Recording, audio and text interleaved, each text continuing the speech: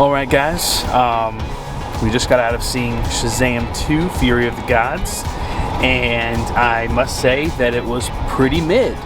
Underwhelming. Very, very underwhelming.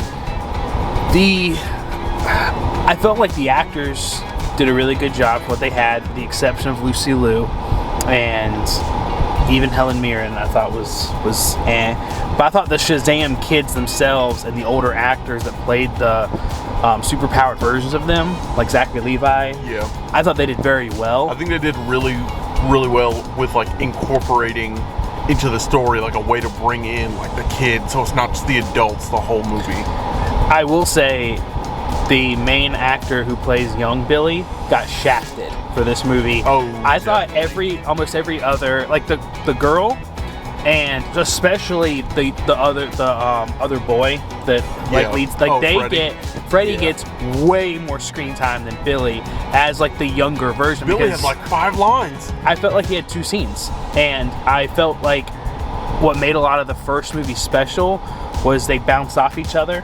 And you got to tell they were the same person, and they were able to convincingly do that. This movie, it gives you all Zachary Levi, and essentially just boots out younger Billy from the movie. And I felt like they had a lot more confidence in Freddie's character, that actor, and so they just gave him all of the lines and screen time that young Billy had in the last movie. Yeah. But overall, I mean, it's nowhere near a 10 on the scales, but like compared to the first movie being a 7, I'd give it like a 5.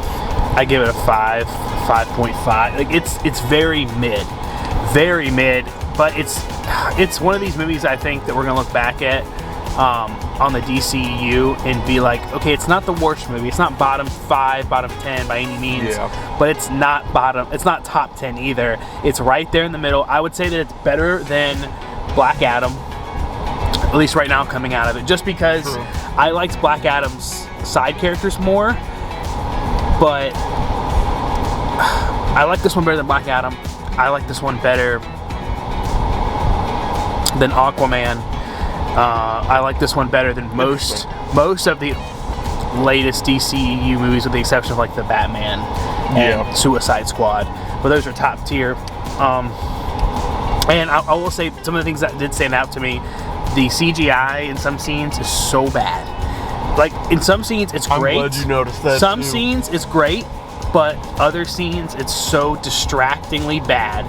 It looked like they were on wires when they were flying down. How was Man of Steel that came out 10 years ago better looking than that? Well, I think it's just another movie that shows the shortage of CGI artists and studios. But the CGI was very, very poor. Lucy Liu, terrible in my opinion in this movie, like laughably terrible. Like she was eating up her lines for no reason. It was very reminiscent of Rita from the Power Rangers. Yeah. Or that old Mortal Kombat movie where it's like, you shall die. Oh yeah. She was really bad. She was phoning it in, it seems. She got that paycheck and she was like, I'm going straight to the bank with that.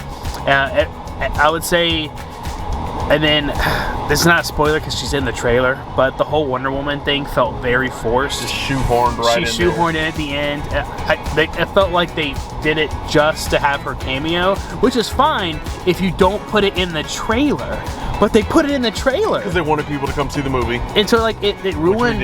If we did not know that she was in it, I feel like we would have been like, "Whoa, Wonder Woman! What? That's crazy!" It still would have been forced, but we would have had a little surprise. But we didn't know that, but we didn't have that feeling because we saw the trailers.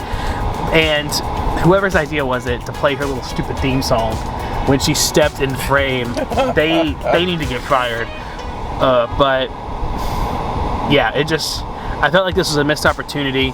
I feel like because they had the whole Shazam family, like Shazamily, that they did not have enough time for Billy because they had to fit all of the other kids in. And I felt like this movie would have been much better if they would have found a way, even though they kind of screwed themselves over in the last one, they would have found a way just to make it about Billy and Freddie and maybe Mary. But like they had too many eggs in different baskets it was too spread out and too thin compared to the first one, and with the 2 weak villains, this is definitely like a 5 out of 10. Yeah, I would not watch this movie again, honestly, even on a streaming platform. It would be like the movie in the background that you would watch, kind of half watch while you did a puzzle. But and especially if we don't think Zachary Levi is coming back in the new DCEU, and that's why the post-credit scenes were even more confusing, because it sets up a new, like it's setting up new storylines that don't make any sense.